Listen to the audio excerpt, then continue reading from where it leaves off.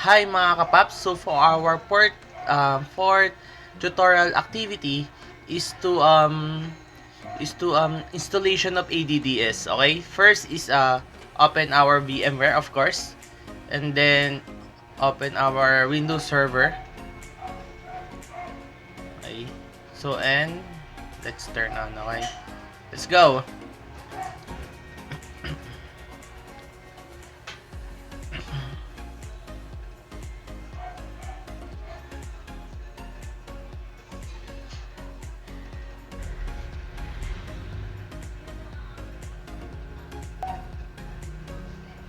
So click Control Alt Delete.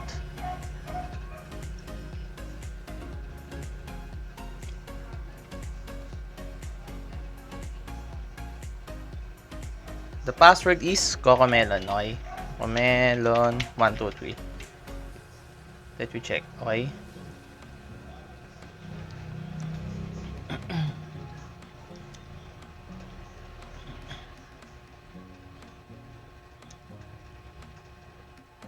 Sweet.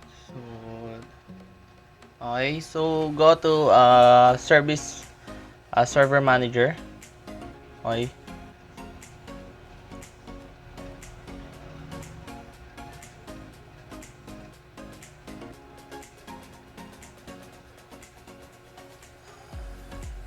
Where's the server manager?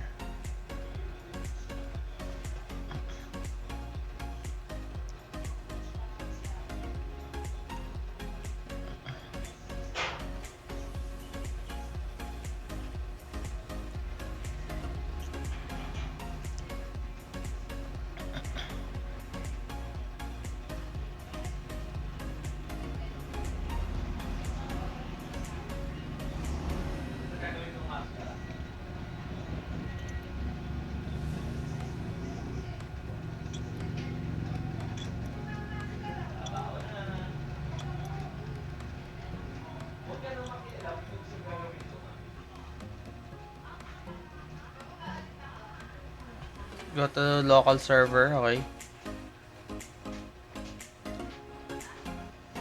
In local server. So find the time zone. Okay. So here you you will see this time zone. Okay. Just click this link. Click this link.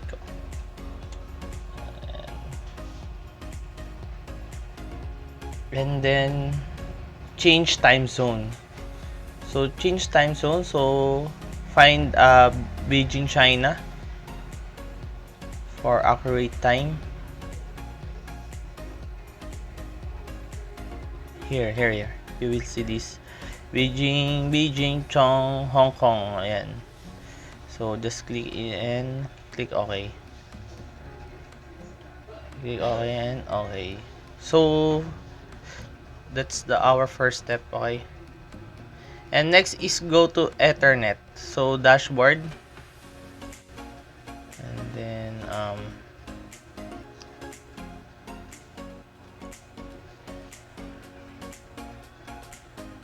local server. Wait.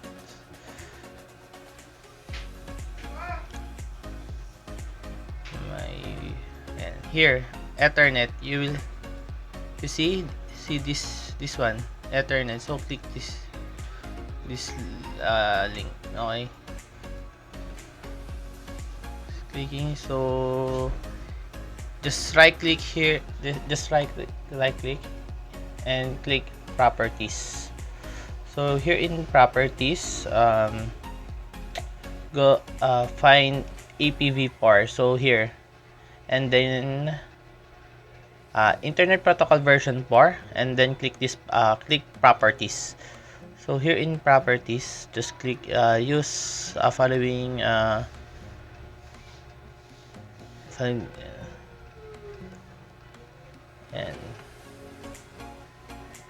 okay, just click use the following IP address and then use following ADNS servers addresses. Okay.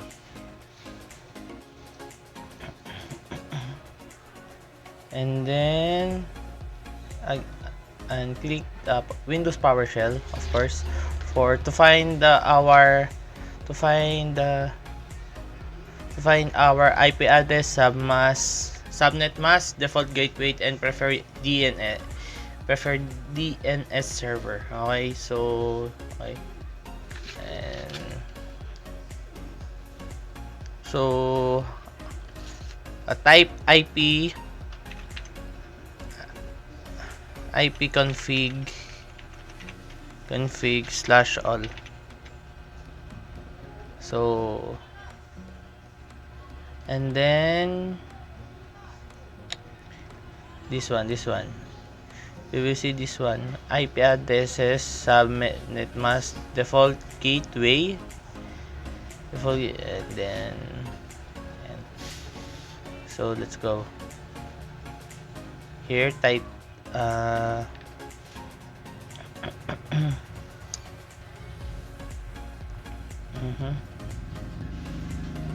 so type the IP address.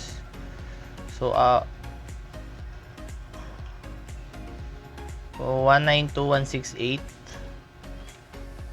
192.168 79 and then 128. Okay, and then yan, so automatically if you input the IP address, it will show the subnet mask. Okay, and then our default gateway here, so 192, type our default gateway 192.168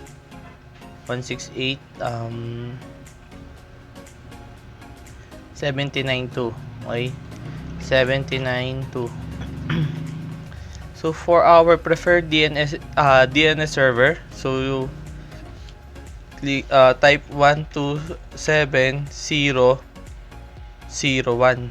Okay, 0.0.1. Okay, so it's done for so just click OK, close and click close. Okay, so done for our Ethernet config for our IP. Okay, and then next is excuse me, go to the manage. So for our installation of roles and features. Okay, so just click add roles, just clicking next, and then next.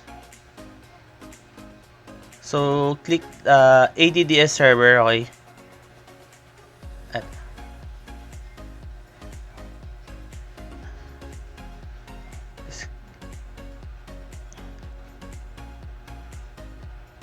just click this ADDS and click add features and click next.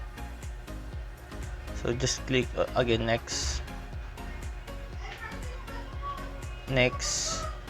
and just click install.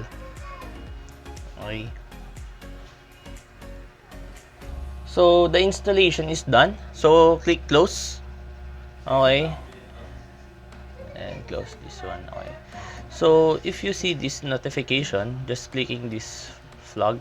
Okay, and then click the promote this server,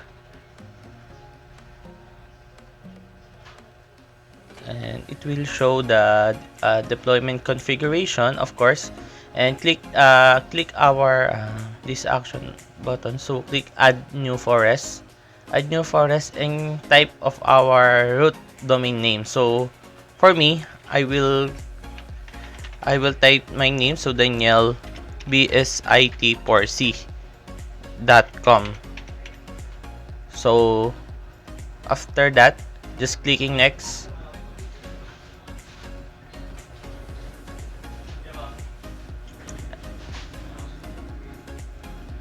So while we're waiting, so of course we will input the password and confirm password. So for The password I will create is, I will type is Coco Martin, Coco Martin 123. So again, Coco Martin 123, and then click next.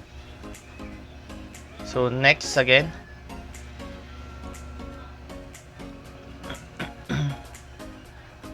So the additional option just loading. So Daniel, so you will see our domain name is Daniel BSIT4C. Okay, so click again next.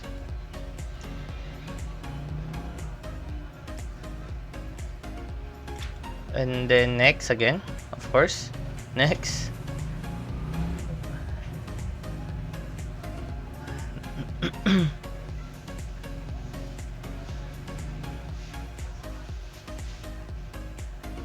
So this is our prerequisite.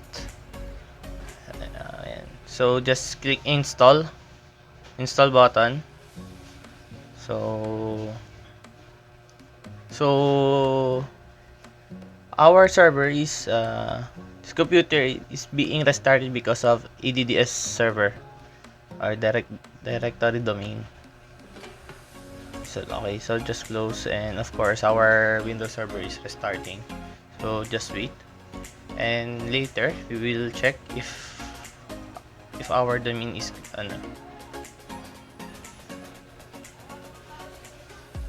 okay.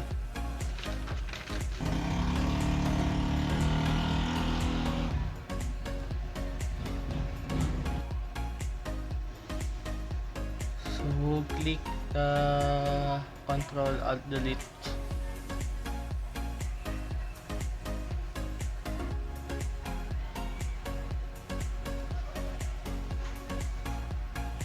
Okay, so you will see Daniel BSIT4C administrator, and click our password is Coco Melon 123. Let me check. Okay, so let's proceed, and then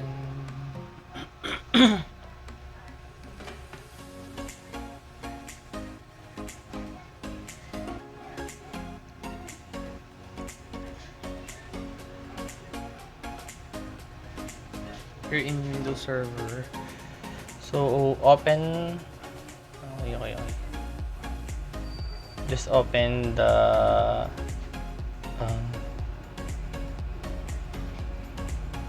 server manager. Just click this server manager.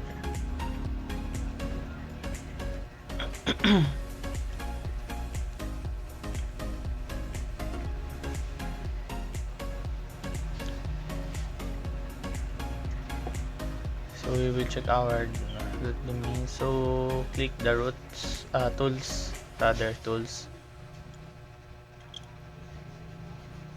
and click this active directory user, and